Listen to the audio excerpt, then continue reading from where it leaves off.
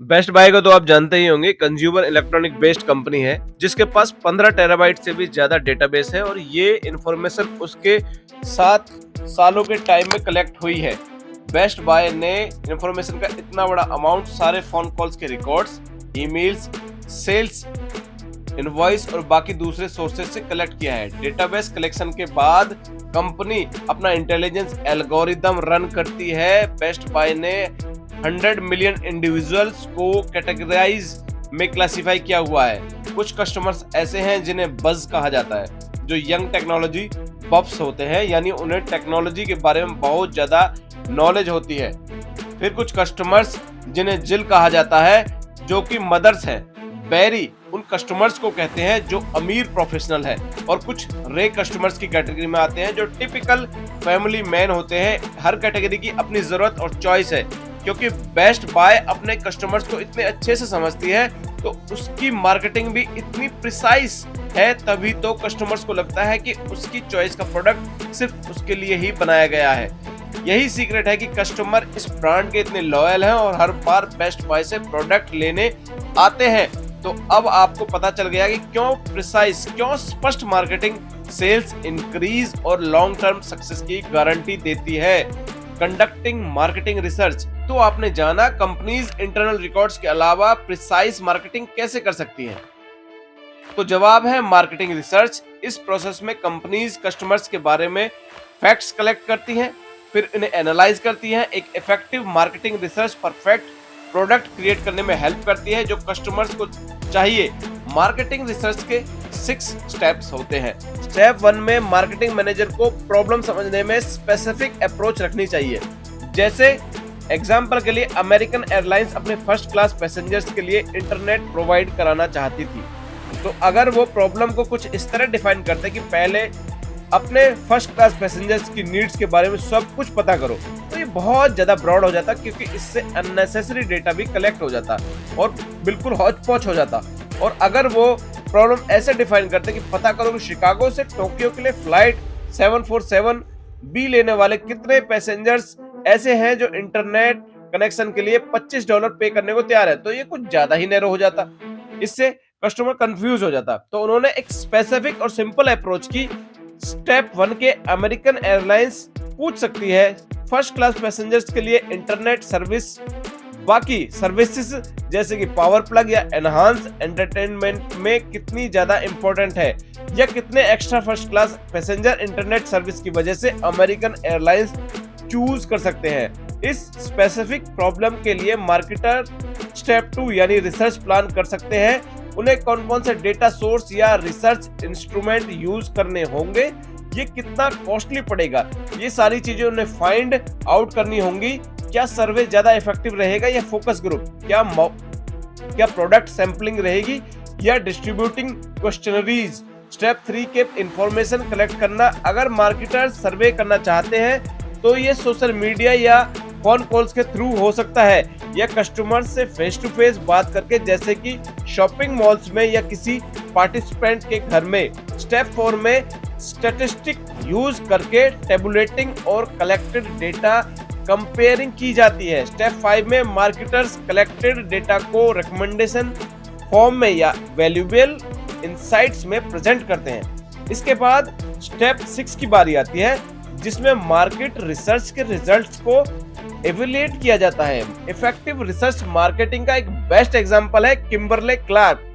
Kimberley का diaper brand Huggies का आप सबने नाम सुना होगा। किम्बरले क्लार्क वही कंपनी है जो कोटेक्स सैनिटरी नैपकिन्स और क्लीनेक्स फेशियल टिश्यूज बनाती है। हगीज के लिए मार्केटर्स ने 3 साल तक कड़ी रिसर्च की, तब जाके एक नया प्रोडक्ट क्रिएट कर पाए। प्लान तो ये था कि पूरी कंट्री में डिफरेंट एथनिसिटीज अलग अलग डिस्ट्रिक्ट्स में जाकर और अलग अलग रैंडमली जो मदर्स हैं उनका इंटरव्यू लिए जाए। मार्केटर्स ने स्मॉल कैमराज भी उनके आसपास फिट किए ताकि डायपर चेंजिंग रूटीन का रिस्पॉन्ड मॉनिटर किया जा सके। इससे उन्हें ये पता लगा कि न्यू मॉम्स को अक्सर डायपर चेंज करने के लिए बहुत स्ट्रगल करना पड़ता था, क्योंकि बेबीज लगातार पैर हिलाते रहते थे या रोते रहते थे या कोई दूसरी तरह से वो परेशान करते थे। तो तो डायपर बेबी के बॉडी के हिसाब से परफेक्ट शेप में होना चाहिए, ये मदर्स की डिमांड थी। उनके बेबीज ज्यादा कंफर्टेबल फील करें, उन्हें पता ही न चले कि उन्हें डायपर पहनाया जा रहा है। इन रिसर्च का रिजल्ट ये निकला कि कंपनी ने अपना नया डायपर काफी पतला और बॉडी फिट बनाया। ये नया डायपर 16% चौड़ा था और उसकी बैक वेस्ट बैंड ज्यादा स्ट्रेचेबल थी। मदर्स का ये भी कहना था कि वो अक्सर कार्टून डिजाइन वाले डायपर यूज करती हैं ताकि पहनाते वक्त बेबी खुश रहे। यही वजह थी कि हगीज ने Disney character Winnie the Pooh का लाइसेंस सिक्योर कर लिया था। इस मार्केट रिसर्च का रिजल्ट ये निकला कि हगीज सुपरनैचुरल फिट एक हाईली सक्सेसफुल प्रोडक्ट बन गया। कंपनी की सेल्स एकदम टॉप पे पहुंच गई। यही नहीं, हगीज के मार्केट शेयर में भी काफी इंक्रीमेंट हुआ। 2007 में किम्बरली क्लार्क ने $4 बिलियन के डायपर बेचे थे। Creating long term loyalty relationship. आज बहुत से ब्रांड्स मार्केट में हैं जो सेम प्रोडक्ट के लिए कंपटीशन कर रहे हैं, लेकिन जो चीज एक ब्रांड को बाकियों से अलग करती है वो है लेवल ऑफ वैल्यू जो कस्टमर्स को दी जाती है। Creating long term loyalty relationship.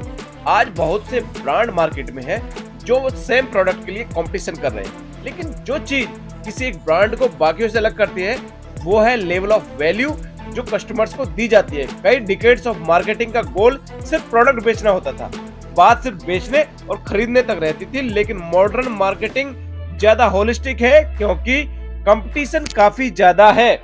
Marketing carefully plan की जाती है। सबसे इंपॉर्टेंट बात यह है कि जिसका गोल कस्टमर के साथ रिलेशनशिप बिल्ड करने पर होना चाहिए।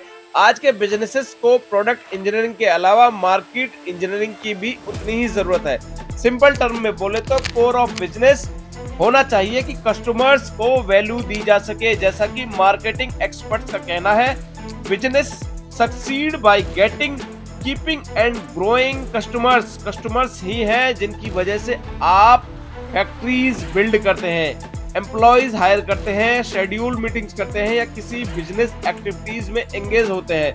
कस्टमर्स के बिना आपका कोई बिजनेस नहीं है। आज की मॉडर्न कंपनीज ने भी सीख लिया है कि कस्टमर्स सेंटर्ड होने की क्या इंपॉर्टेंस है। ट्रेडिशनल ऑर्गेनाइजेशन सीनियर मैनेजर्स को टॉप में रहा करते थे, लेकिन ये मॉडल अब आउटडेटेड हो गया और जो बिजनेस अभी भी इसे फॉलो करते हैं कभी चल नहीं पाते या वो जल्दी ही बैठ जाते हैं। मॉडर्न ऑर्गेनाइजर्स कस्टमर ओरिएंटेड हैं, ये अपना बिजनेस मॉडल्स इन्वर्ट करते हैं। कस्टमर्स को बिजनेस मॉडल के टॉप पे होना चाहिए, उन्हें प्रायोरिटी दी जानी चाहिए। Highest importance of great value. Customers के नीचे फ्रंटलाइन लोग हैं जो कि स्टाफ, कैशियर्स, सेल्स पर्सन होते हैं जो कस्टमर्स के साथ डायरेक्ट इंटरेक्ट करते हैं। यही वो लोग हैं जो कस्टमर्स को सर्व और सेटिस्फाई करते हैं। नेक्स्ट आते हैं मिडल मैनेजर्स जो फ्रंटलाइन लोगों को सपोर्ट करते हैं। सीनियर मैनेजर्स सबसे बॉटम में आते हैं, लेकिन इसका ये मतलब नहीं है सिर्फ फ्रंटलाइन लोगों को ही कस्टमर्स के साथ डील करनी चाहिए।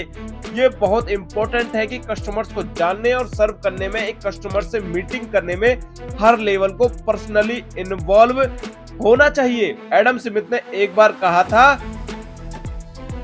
The real price of anything is the toil and trouble of acquiring it. Customers न सिर्फ प्रोडक्ट की मॉनिटरिंग कॉस्ट देखता है, टाइम कॉस्ट, एनर्जी कॉस्ट और स्ट्रेस कॉस्ट भी देखता है। वो देखता है कि प्रोडक्ट खरीदना कितना ज्यादा टाइम कंज्यूमिंग है या एनर्जी कंज्यूमिंग तो नहीं है, ज्यादा स्ट्रेसफुल तो नहीं है। अगर प्राइस कम है लेकिन प्रोडक्ट का डिस्ट्रीब्यूशन ठीक से नहीं हुआ है तो भी कस्टमर उसे खरीदेगा नहीं। इसलिए मार्केटर्स प्रोडक्ट वैल्यू इंक्रीज करने के लिए दो मेथड्स यूज करते हैं, वो है टोटल कस्टमर बेनिफिट इंक्रीज करना या टोटल कस्टमर कॉस्ट डिक्रीज करना। जब कोई कस्टमर प्रोडक्ट या सर्विस लेता है तो सिर्फ उस आइटम का को कंसिडर नहीं कर सकता। जब कोई कस्टमर प्रोडक्ट या सर्विस लेता है ना तो सिर्फ उस आइटम को कंसिडर नहीं कर रहा होता, बल्कि वो फ्रंटलाइन लोगों के साथ अपने इंटरेक्शन और ब्रांड इमेज को भी कंसीडर करके चलता है। प्रोडक्ट लेने में जो सारे बेनिफिट या कॉस्ट की रिक्वायरमेंट होती है उसे सीपीवी या कस्टमर परसीव्ड वैल्यू कहते हैं। और जिस ब्रांड का जितना हाई सीपीवी होगा वो उतना ही प्रॉफिटेबल, पॉपुलर और सक्सेसफुल होगा, उसका बिगेस्ट मार्केट शेयर होगा और ब्रांड अपने कस्टमर्स की लॉयल्टी की वजह से कंपटीशन में आगे रहेगा। इसका एक एग्जांपल है construction equipment company caterpillar. Caterpillar company के पास लोग हिताची, वॉल्वो और कोमात्सु से ज्यादा क्यों ट्रस्ट करते हैं?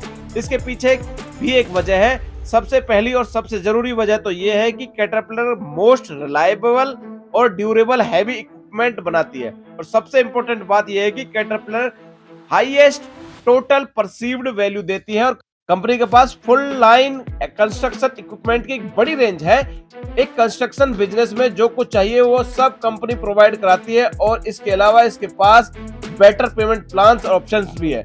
इक्विपमेंट खरीदने के लिए टाइम कॉस्ट, एनर्जी कॉस्ट और स्ट्रेस कॉस्ट काफी लो है। कैटरपिलर के कई सारे डीलर्स जो सारे अमेरिका में फैले हैं, हर डीलर इंडिपेंडेंट लेवल पे काम करता है और ये सारे प्रोडक्ट रखता है। इतना ही नहीं, इनके डीलर्स वेल ट्रेंड और काफी रिलायबल भी हैं, जो कस्टमर्स को सही तरीके से असिस्ट करते हैं। कैटरपिलर अमेरिका में ही नहीं बल्कि कई दूसरी कंट्रीज में भी बेस्ट पार्ट्स और बेस्ट सर्विस सिस्टम प्रोवाइड कराती है। इसकी बेस्ट वैल्यू की वजह से ये अपने कंपटीटर से 10% या 20% से ज्यादा, ये अपने कंपटीटर से 10% या 20% से ज्यादा प्राइस पे प्रोडक्ट बेचती है। कोमात्सु और बाकी कंपनीज को इस जॉइंट के साथ कंपटीशन करने के लिए अभी काफी मार्केटिंग इंप्रूव करने की जरूरत पड़ेगी। एनालाइजिंग कंज्यूमर मार्केट, ऐसा क्या है जो कस्टमर्स को खरीदने के लिए ट्रिगर करता है?